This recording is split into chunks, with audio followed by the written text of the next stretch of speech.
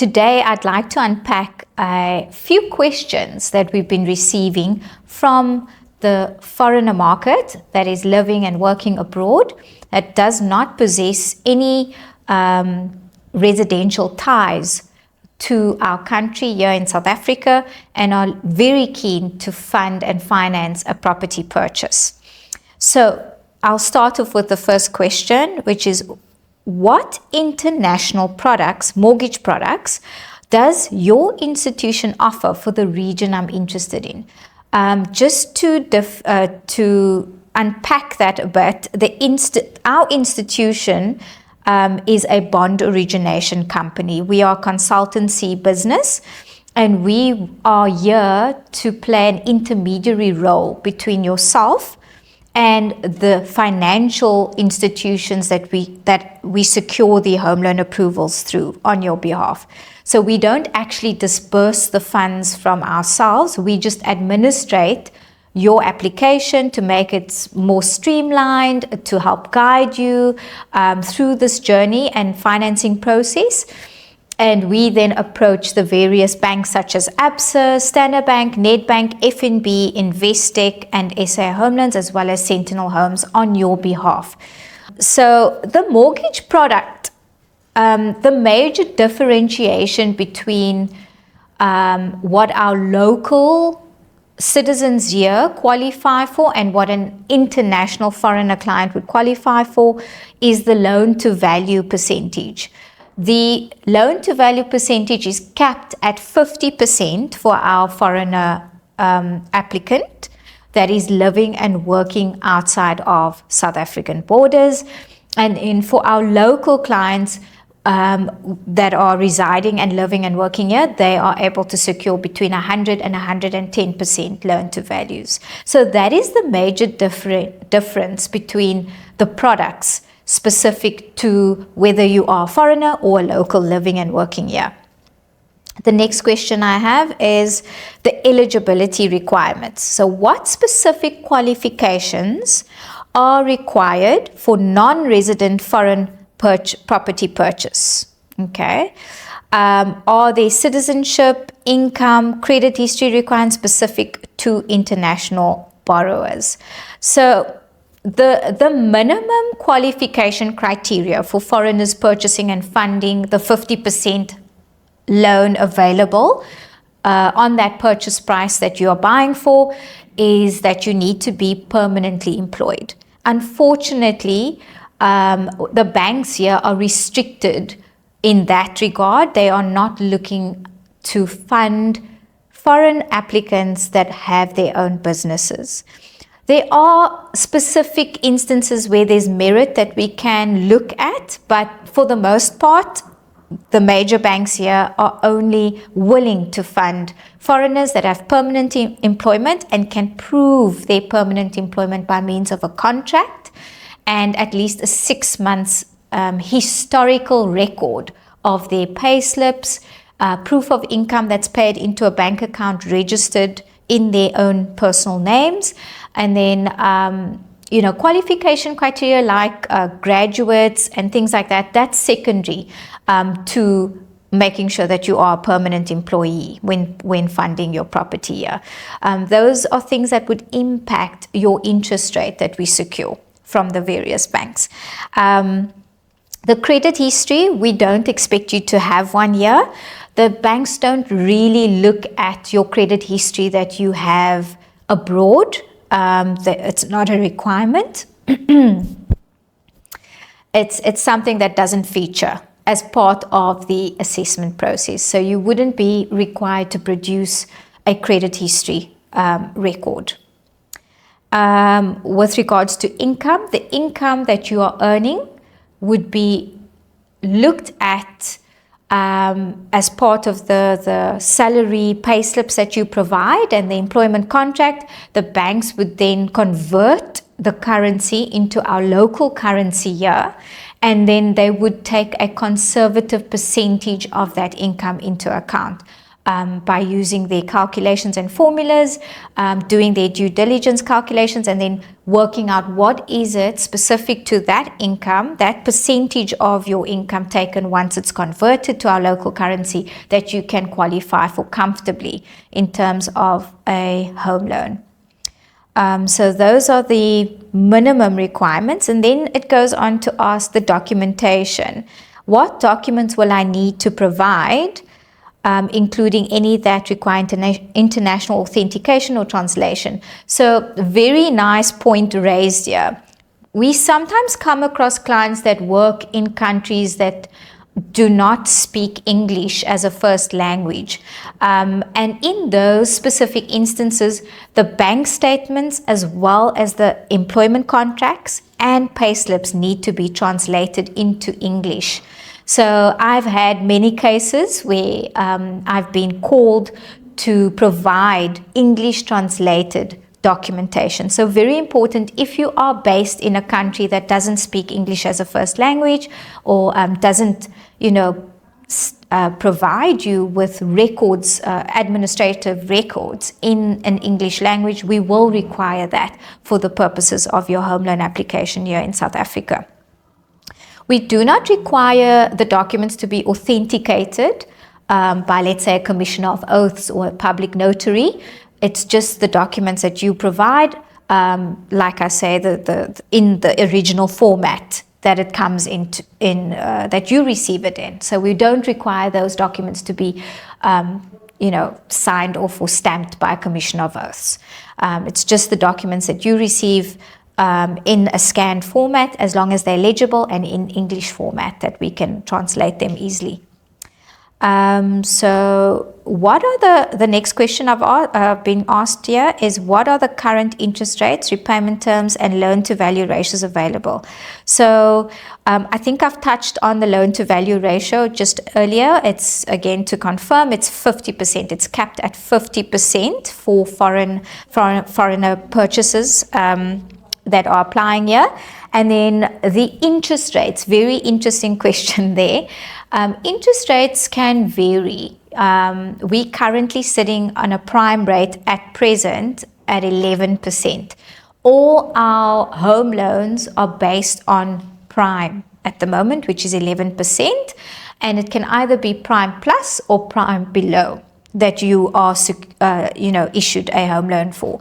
And what our role as bond originators are to ensure that we get and secure you the absolute best discount below the prime base rate.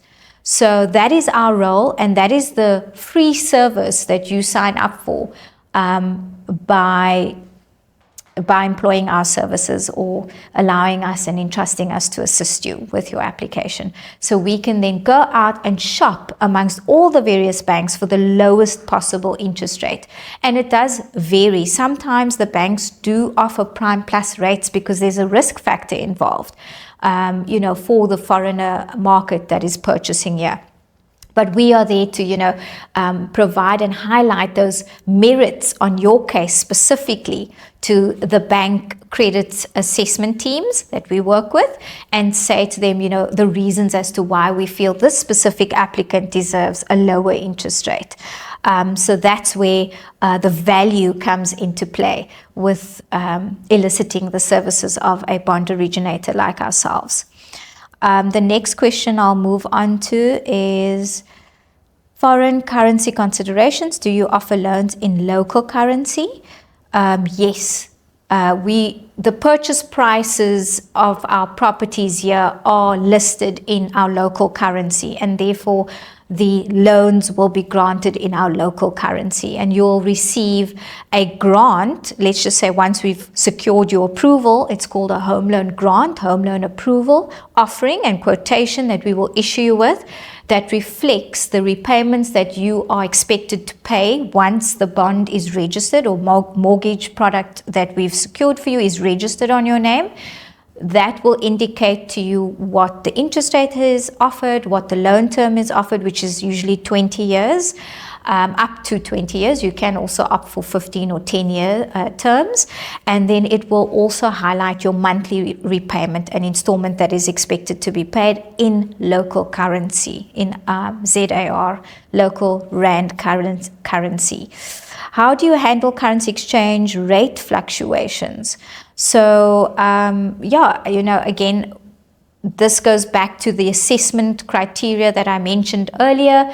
The bank will apply their formula when looking at your paperwork to convert the currency of your specific salary into our local currency, and then base the assessment on that currency, in our local rand currency. And what they do is they take a proxy value of that, and that's how they mitigate the risk of the fluctuations of currency exchange rates. So they would, for instance, let's just say, to illustrate better, if the pound, the UK pound, is 22 to the rand, let's just say, for example, the bank assessor would only use perhaps 20 to the rand or 19 to the rand to be safe. And that's how they would, sort of justify the fluctuation of that local currency. That's a bit technical, but that's just to give you a little bit of feedback on that question. And then international property assessment. How does your institution handle property appraisals and the verification in foreign countries?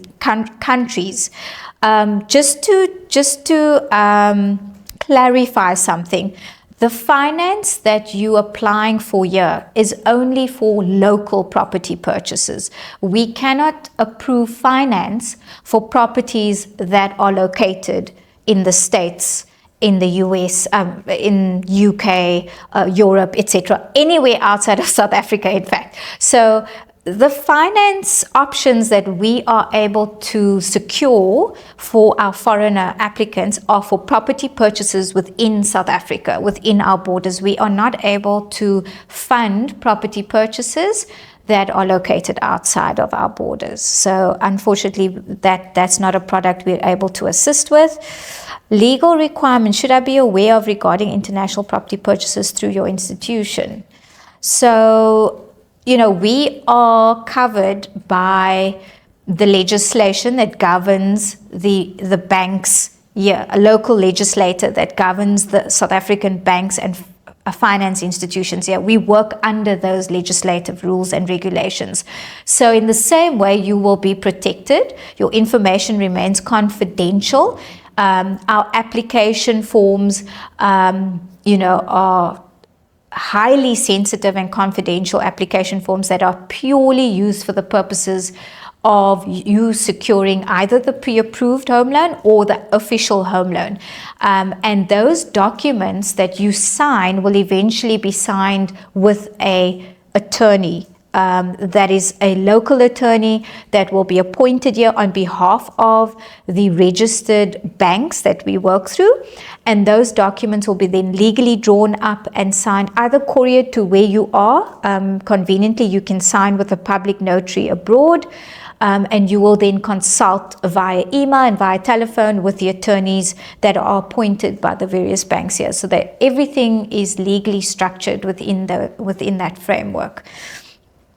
Application process, what is the typical timeline for our loan applications? So once you engage with us for an official home loan, you've signed an offer to purchase, you've found a property that you'd like to purchase, and the seller has now agreed to your price that you are willing to offer, and all parties has now signed the offer to purchase document. I have now received the offer, your paperwork, your supporting documents, like I mentioned earlier, your payslips, your contract, your international banking statements, your passport copy, and our forms, and I've now submitted. From that submission date, you can expect to receive an answer within about 7 to 10 business days from the various banks, because there's a lengthier process of vetting involved behind the scenes with the banks and the various underwriting departments that we approach on your behalf.